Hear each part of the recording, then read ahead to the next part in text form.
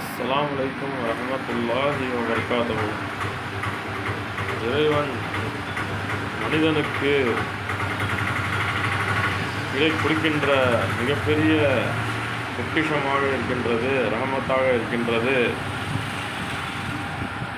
வர்க்கத்தாக இருக்கின்றது எதுவென்றால் பிள்ளை பேறுகள். அந்த பிள்ளை பேறுகளை நாம் பார்த்து பராமரிக்க வேண்டும். அவர்கள் சிறிய வயதிலிருந்து பெரியவர்களாகும் வரை 15 வயது ஆகும் வரை அவர்களை நாம் நல்ல முறையில் பராமரிக்க வேண்டும். அவர்களை திட்டக்கூடாது, அவர்களை அடிக்கக்கூடாது, அவர்களிடம் அன்பாக நடந்து கொள்ள வேண்டும். தீனின் 6 ஷிஃபத்துகளில் இக்ராம் என்கின்ற ஷிஃபத் இருக்கின்றது. நபி ரசூலுல்லாஹி ஸல்லல்லாஹு அலைஹி வஸல்லம் அவர்கள் பெரியவர்களிடம் கண்ணியத்துடன் நடந்து கொள்ள வேண்டும், குழந்தைகளிடம் அன்பு பாராட்ட வேண்டும் என்று சொல்லிக் கொடுத்திருக்கின்றார்கள். அதன் அடிப்படையில் நாம் குழந்தைகளிடம் அழகான முறையில் பேசி அவர்களிடம் விளையாட வேண்டும், அவருடன் முன்னுறுவல் செய்ய வேண்டும்.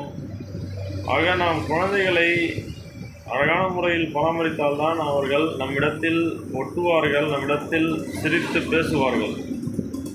நாம் அவர்களிடம் சேட்டை செய்வதற்காக அவர்களை பயமுறுத்தி கொண்டு அவர்களை அடிக்கும்படியாக செய்தால் அவர்கள் நம்மிடம் ஒட்ட மாட்டார்கள். இதனால் பல வீடுகளில் பல பிரச்சனைகள், பல குழப்பங்கள் உண்டாகின்றன. கூட்டு குடும்பமாக இருந்தால் அவரிடத்தில் பிரச்சனைகள் உண்டாகின்றது. குழந்தையை பராமரிக்க தெரியாமல் தாய் தந்தையர்கள் தவிக்கின்றார்கள். அவர்களுடைய பகைகளை குழந்தைகளிடம் காட்டக்கூடாது, குழந்தைகளிடம் காட்டுவது சரியல்ல.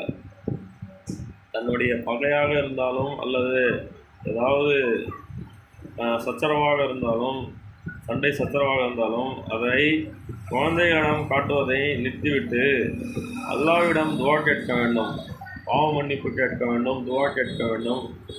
மாறாக அது சிறிய பச்சளம் குழந்தைகளிடம் காட்டுவது சரியல்ல. ஆகவே நாம் இதனை கற்றுக்கொள்ள வேண்டும். தீனின் இக்ராம் ஆகிய அந்த இக்ராம், நபி ஸல்லல்லாஹு அலைஹி வஸல்லம் அவர்களுடைய இக்ராமை நாம் கற்றுக்கொள்ள வேண்டும். எப்படி குழந்தைகளிடம் பேசுவது, எப்படி குழந்தைகளிடம் நடந்து கொள்வது, பெரியவர்களிடம் எப்படி நடந்து கொள்வது, ஆலிம் உலமாக்களுக்கு எப்படி கண்ணியம் செலுத்துவது என்று நாம் கற்றுக்கொள்ள வேண்டும். கலிமாவை கற்றுக் கொடுக்க வேண்டும். லா இலாஹா இல்லல்லாஹ் முஹம்மது ரசூலுல்லாஹ் என்று